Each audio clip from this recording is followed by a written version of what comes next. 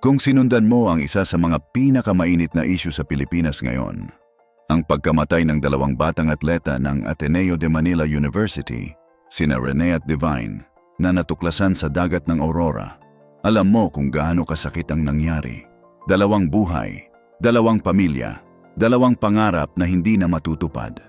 Pero ngayon, pagkatapos ng mahabang panahon ng paghihintay, pagkatapos ng mga tanong na walang sagot, pagkatapos ng mga luha ng mga pamilya na humihingi ng hustisya, ang investigasyon ay tapos na. Dahil ang PNP at DILG ay may sapat ng ebidensya para kasuhan ang hanggang 10 hanggang 11 na staff at personnel ng Ateneo at ang mga pangalan, ang mga taong maaaring mapunta sa kulungan, kasama ang mga coaching staff at support staff ng basketball team, kasama ang mga Ateneo officials, at maaaring kasama pa ang billionaire na si Manny Pangilinan. Ngayon, sasabihin ko sa iyo ang lahat ng nangyari at kung ano ang susunod na mangyayari.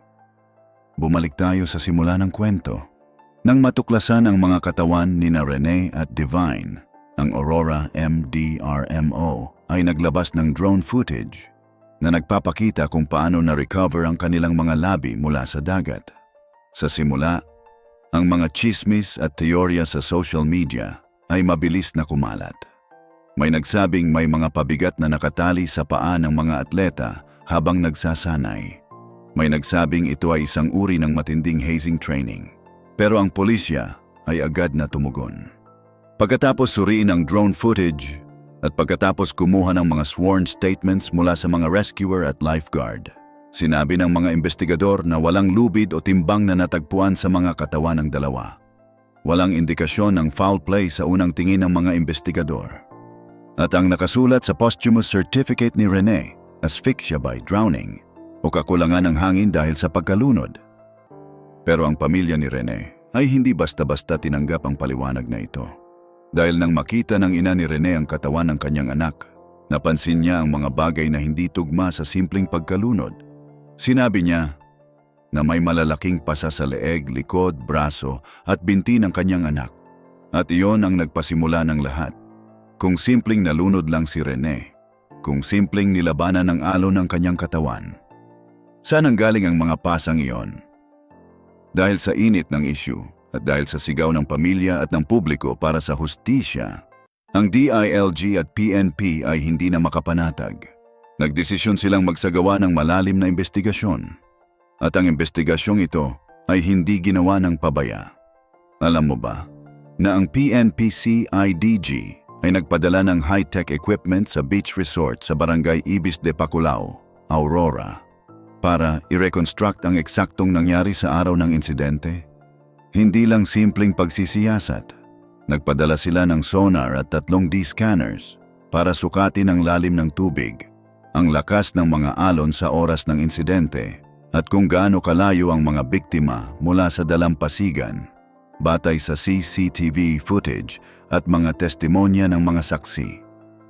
At ang resulta ng investigasyong iyon ay nagbunga ng isang napakalaking revelation. Ang PNP ay nakapag-interview ng halos 100 tao at ang dami ng testimonya at ebidensya na kanilang nakolekta ay umabot na sa mahigit 1,000 pahina. 1,000 pahina para sa isang kaso. At batay sa lahat ng yon, ang PNP ay may sapat na grounds para mag-file ng criminal charges laban sa hanggang 10 hanggang 11 na Ateneo personnel at staff. Ngayon, pag-usapan natin kung sino ang mga maaaring kasuhan. Ayon sa PNP Chief Nartes, karamihan sa mga maaaring kasuhan ay ang coaching staff at support staff ng basketball team na bahagi ng training camp sa Aurora. At sinabi pa niya na ang mga record ng kanilang investigasyon ay direktang ipapasa sa Department of Justice o DOJ para sa formal filing of charges.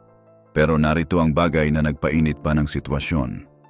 Habang iniimbestiga ng CIDG ang mga sangkot, may isang bagay na nangyari sa likod ng eksena. Nang tanungin ng CIDG ang Ateneo Athletics Office tungkol sa nangyari, naghugas kamay ang Ateneo.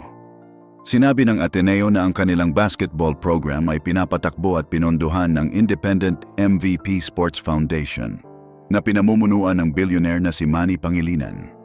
Parang sinasabi nila, wala kaming kinalaman doon, sila ang nag-organisa niyon. Pero syempre, ang MVP Sports Foundation ay hindi papayag na sila lang ang mananagot. Agad silang tumugon at naglinawin. Sinabi nila na ang kanilang papel sa team ay magbigay lang ng financial support o pondo para sa mga gastos. Pero pagdating sa pamamahala ng mga aktibidad, sa paggawa ng mga desisyon sa training at sa pagtitiyak ng kaligtasan ng mga atleta, iyon daw ay responsibilidad pa rin ng school leadership. Kaya narito na tayo sa situation kung saan ang Ateneo ay nagtuturo sa MVP Sports Foundation at ang MVP Sports Foundation ay nagtuturo pabalik sa Ateneo. Ang ganitong pagtuturo-turuan ay lalo lang nagpagalit sa mga investigador. Kaya ang CIDG ay nagsamon ng mga importanteng personalidad para magbigay ng pahayag. Noong Miyerkules, ang Ateneo President Father Roberto Bobby Yap at ang Vice President for Administration Father Nemesio Cue ay lumabas sa CIDG office. Kasama rin ang mga dating sikat na manlalaro, sina Gian Mamuyak, Tyler Chu at J. Boy Balibonia para magpaliwanag. Pero narito ang isang bagay na nagpagulat sa lahat. Ang dalawang pari na namumuno sa Ateneo pagkatapos ng kanilang pakikipagpulong sa CIDG ayaw magbigay ng pahayag sa media, nanatiling tahimik, umiwas sa kamera, hindi nagsalita. Bakit? Ano ang kanilang tinatago? At hindi lang sila ang isinumon. Kahit ang billionaire na si Manny Pangilinan ay formal na isinumon ng CIDG para magbigay ng pahayag.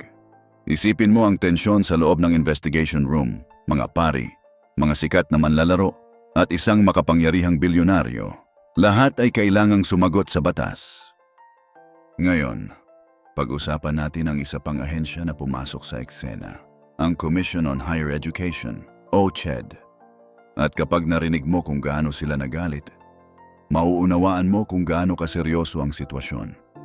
Ayon sa CHED, mula pa nang mangyari ang insidente, ang CHED-NCR ay paulit-ulit na nag-follow up sa Ateneo para humingi ng impormasyon tungkol sa nangyari. Pero ang Ateneo ay nagdededma. Parang hindi naririnig ang mga follow-up, parang hindi importante ang mga tanong ng CHED. Kaya noong Hunyo 16, ang CHED ay napilitang mag-issue ng show cause order laban sa Ateneo de Manila University na ginawang pampubliko noong Martes ng gabi, Hunyo 23. Binigyan ng CHED ang Ateneo ng 10 araw para mag-sumite ng written explanation under oath. Sinabi mismo ng CHED Chairperson Shirley Agrupis, "The Commission will not allow the lives of students to be ignored and the institution's responsibilities not to be met." At ang babala, kung hindi magiging kasiya-siya ang paliwanag ng Ateneo, maari silang harapin ng mabibigat na parusa na maaring mapanganib ang kanilang mga permit o operasyon. Ngayon, ang tanong na itinatanong ng lahat, mapupunta ba talaga sa kulungan ang mga coaching staff at officials ng Ateneo? Ayon sa PNP, kung mapapatunayan na may reckless imprudence o negligence na nagresulta sa double homicide, o kung may paglabag sa anti-hazing law dahil sa natatanging uri ng training, tiyak na maraming taon silang mahaharap sa kulungan. Pero narito ang katotohanang kailangan nating harapin. Hindi lang ito tungkol sa mga coaching staff. Hindi lang ito tungkol sa mga Ateneo officials. Hindi lang ito tungkol sa MVP Sports Foundation. Ito ay tungkol sa isang mas malaking tanong. Sino ang responsable sa kaligtasan ng mga atleta? Kapag nag-organisa ka ng isang extracurricular activity, lalo na para sa mga atleta, kanilang kaligtasan ay dapat na numero unong prioridad. At sa kasong ito, ang tanong ay malinaw. Kung ang Ateneo ang nagpapadala ng mga atleta sa training camp, kung ang MVP Sports Foundation ang nagbibigay ng pondo, kung ang coaching staff ang nagdidisenyo ng training program, sino ang nagtitigil at nagsasabing, ligtas ba ito? Sino ang nagtatanong, handa ba ang mga batang ito para sa ganitong uri ng training? Sino ang nagtatanong, ligtas ba ang lugar na ito para sa ating mga atleta? Dahil kung may nagtanong at kumilos agad, sina Rene at Divine ay buhay pa sana ngayon.